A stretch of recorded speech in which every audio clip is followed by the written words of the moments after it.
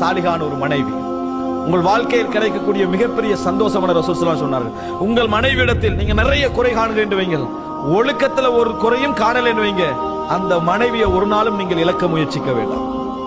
எவ்வளவு குறை இருந்தாலும் சரி, அது ஒரு பெரிய ஒரு கிஃப்ட், பெரிய ஒரு ஒழுக்கம். அன்புள்ள சகோதரர்களே, அந்த நம்பிக்கை தான் நிறைய பேர் மனைவியை என நாட்டில் விட்டுட்டு இங்க இருக்கிறாங்களே, இந்த நம்பிக்கை ஒன்றை அல்லாஹ் தஆலா அளித்தால், சிறிய ஒரு வஸ்வாசை ஏற்படுத்தினால் குடும்ப வாழ்க்கை எப்படி இருக்கும்? எந்த மாதிரி ஒரு சின்ன ஒரு சந்தேகம், ஒரு சின்ன ஒரு சந்தேகத்தை மட்டும் ஷைத்தானுடைய அந்த வேலை செய்து வைங்களே, என்ன நடக்கும்?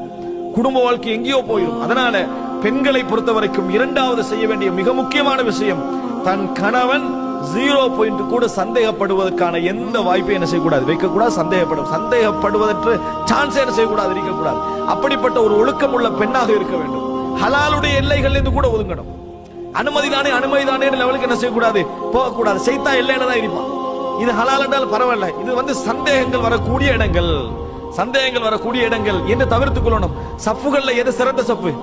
பெண்களுக்கு கடைசி சஃப்பு. ஏன்?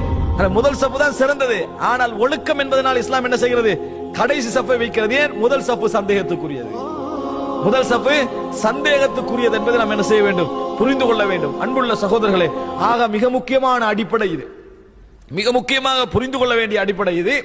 பெண்கள், இது பெண்களுக்கு ஒரு மிகப்பெரிய ஒரு உபதேசமாக மனதிலே வைத்துக் கொள்ள வேண்டும். நல்லவர்களை வழிகெடுப்பதற்கு ஷைத்தான் நல்ல பெண்களைத்தான் உபயோகிப்பான். மார்க்கமுள்ள பெண்களைத்தான் என்ன செய்வான், வழி தேடுவான்.